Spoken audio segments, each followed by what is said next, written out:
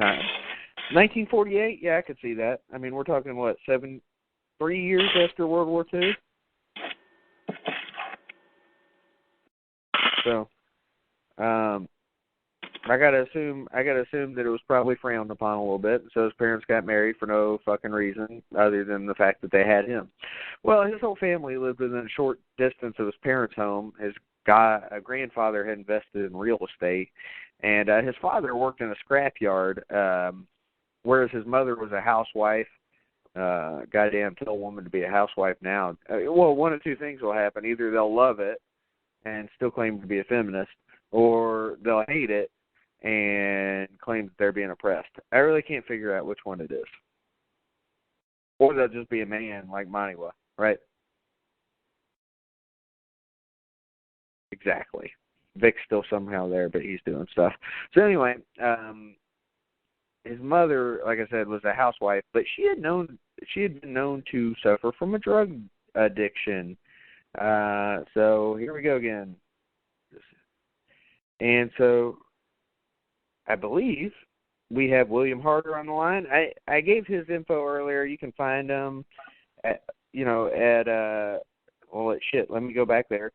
He's the murderauction.com. Site's under construction right now. But fuck, he has visited Lawrence Bittaker again 45 plus times and Norris 85 plus times. So, well, here we go. William, you there, buddy?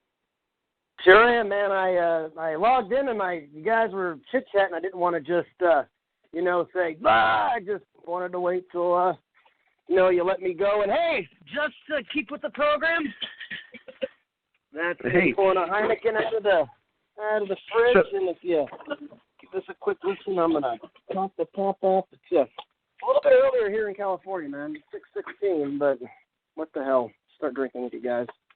Hey, I'm drinking too. So before I get into Norris and Bittaker and your visits with them, I got to ask you, man, first of all, yeah, I'm sure you get this all the time, but I'm just fascinated by the fact that you visit all these guys, and you do it frequently. How did this start for you, man? How do you get started with such a thing where, you find out where guys are, what correctional institute, or hell, as far as I know, in Bittaker's case, death row. How do you find out where they are, and where did it all begin for you?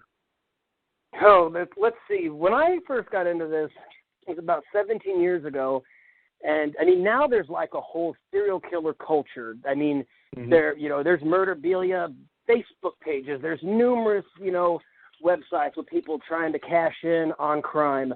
The interest in true crime is always been a steady. It continues to grow.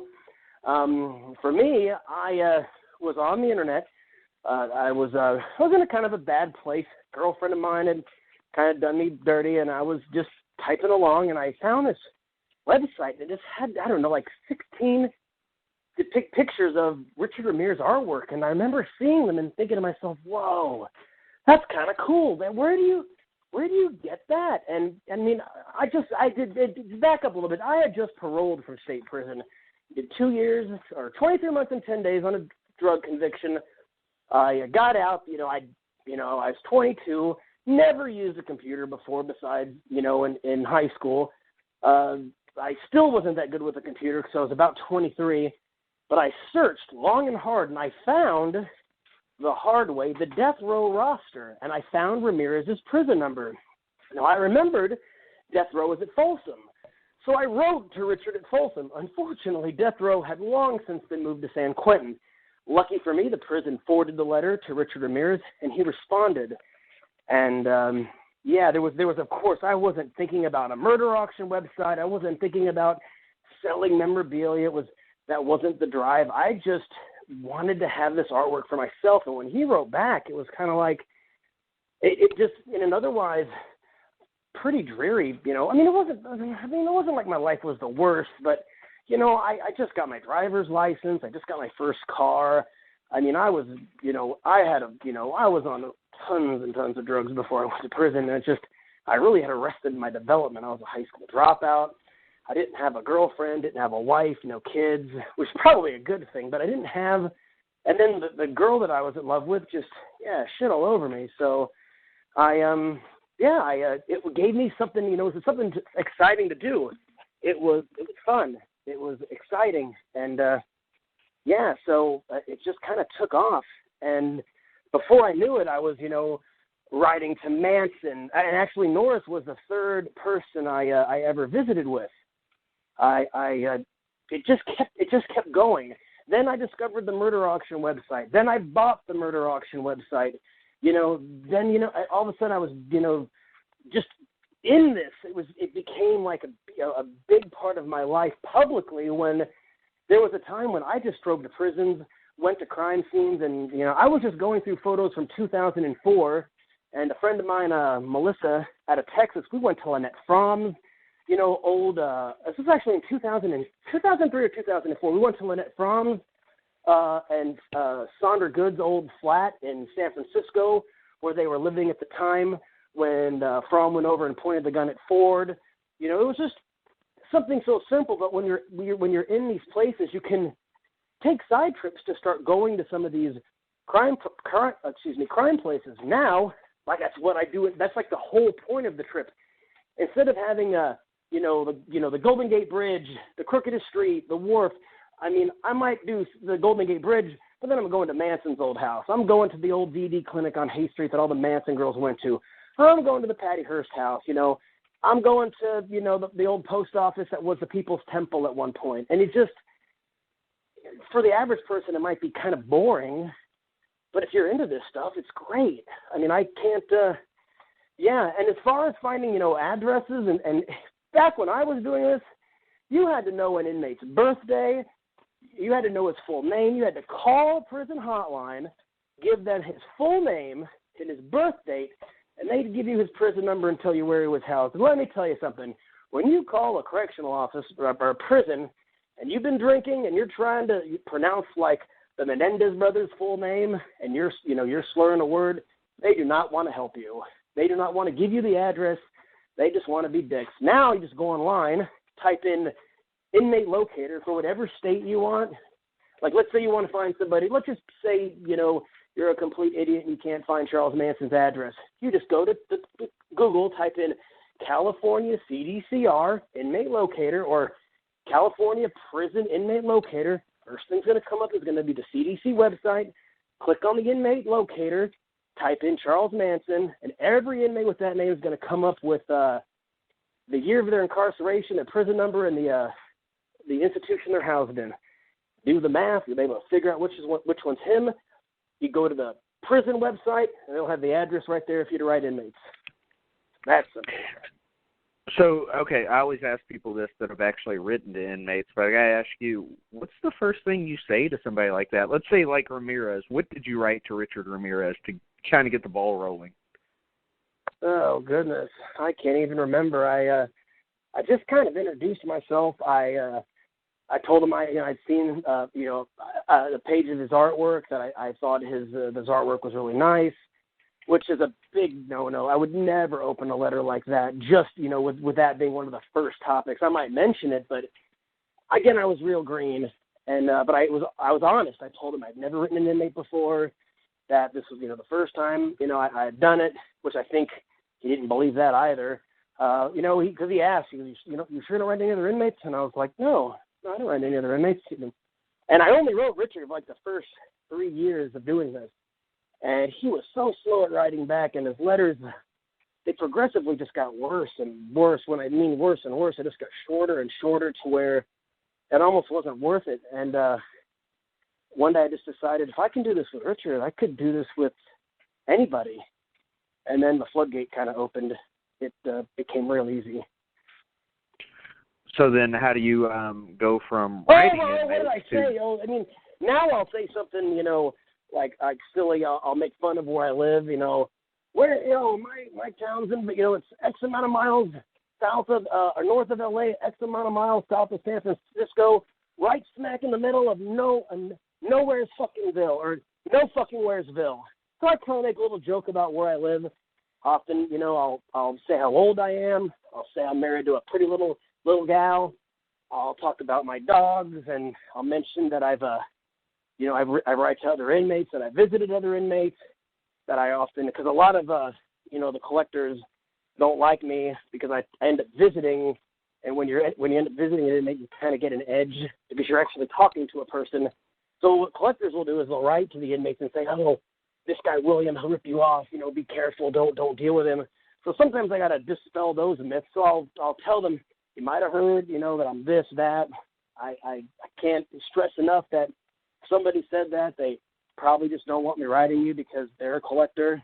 And funny how those conversations go. Because they're like, why would somebody say something bad about you? And when I explain it to them, how they're probably a collector, and that's how they know who I am, it gets people put on blast because they were trying to lie about me in the first place. So I know how to maneuver around that. But yeah, you just might. For me, and what I found works best is just being honest. A lot of these guys have heard all the bullshit stories. Oh, can I help you with legal work? Oh, do you need stamps? I mean, who asks these questions besides morons? Of course they need stamps. Inmates are generally dependent on their pen pals. Now, while some refuse help, most of them, they don't have anybody. Their families have been, like I heard you saying earlier about Bittaker. I mean, if it wasn't for the generosity of people who went to see him and corresponded with him, he wouldn't be writing a lot of letters. I mean, he wouldn't be eating very well. It's miserable because you can't work when you're on death row. You can't get any money. Yeah, it's all bad. So yeah, I was going to say, all right, so you start writing to these guys. You even perfected the intro now, just be honest, that type of thing, and get the ball rolling. And it's pretty fucking crazy that your first person's the Night Stalker. That's amazing to me. Yeah. But, Yeah, that's what people told me. They were like, but the thing was, where do you go from Manson being your first visit? And I say, well, Manson actually was my fourth. Ramirez was my first. And then people are like, see? Where do you go? And I'm like, well, I mean, I don't really do this for money or to write a book. I do it for fun. So, yeah, I just want to visit and develop rapport and swap some good stories. And, I've got tons of stories about, girls running around naked at parties, and they've got stories about strangling girls, running away from them naked. So you go visit Ramirez. He's your first one. And, so it's one thing to write to a death row inmate or someone who is, locked up for years and years and years, but it's quite another to, stare the devil in the eyes. Talk about that a little bit, what it was like, what it's been like all these many times, just, the feeling of it. Going to see Ramirez was intense because it was my first visit.